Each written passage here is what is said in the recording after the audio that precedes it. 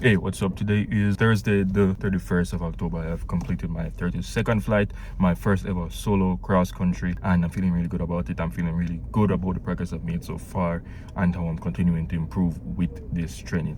Now, I have been trying to get this solo cross country flight in for a while now. Actually, I believe this could be up to the 5th attempt of trying to get it off. However, praise be to God, we were finally able to get a perfect day with the perfect weather and the perfect winds. Everything was just working with us today to get this flight out of the way. It didn't start off like that. There was a lot of resistance about it, a lot of hesitancy. However, my instructor made the ultimate decision to let me go, and even if he did and the weather was not as expected, he was confident in my ability, and I was also confident in my ability to then carry with the relevant diversion or whatever need I needed to do in the event that something went not as planned on this flight. As I've stated before, this cross-country flight was to Vernon Field and back to Tinson Pen.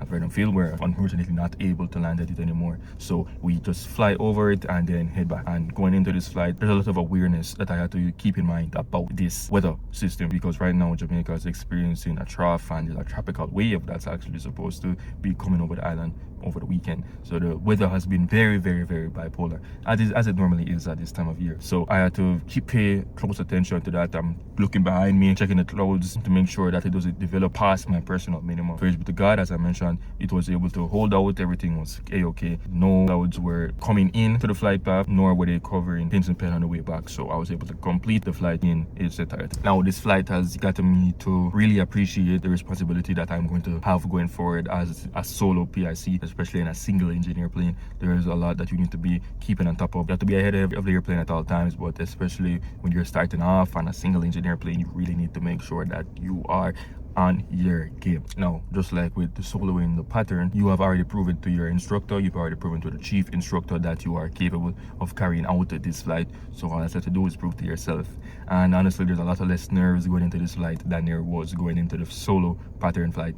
However, at the end of the day, there's still that sense of unrealness when you take off for the first time by yourself. You're not going to be thinking that crosswind turn back to the airport. You're actually going to be now flying straight out. That was a very nice experience. As my instructor put it after the flight was completed, this is actually going to be the most fun I'm going to have flying whenever I'm flying by myself without any instruction, and I'm just relying solely off the training I was able to receive beforehand.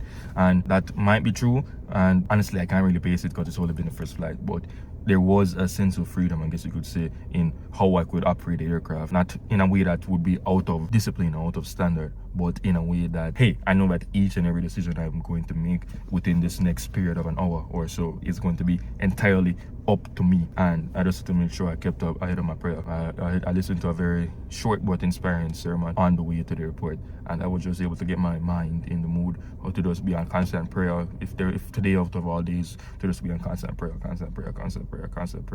just praying for protection and guidance, because at the end of the day, it's just you, God, and the airplane up at that altitude. So if there's anything to go wrong, you know, you pray as much as possible for that protection, that God is watching you. You are competent to watch yourself, and of course the mechanics are watching the aircraft before it even heads out to make sure that nothing happens. And praise be to God, as I mentioned, it was able to go just as planned, and I am just very grateful. This flight also brings me over the 40-hour threshold, so now I'm at 40.2 hours if I remember correctly, which, hey, I made it past the minimum required amount for the check ride.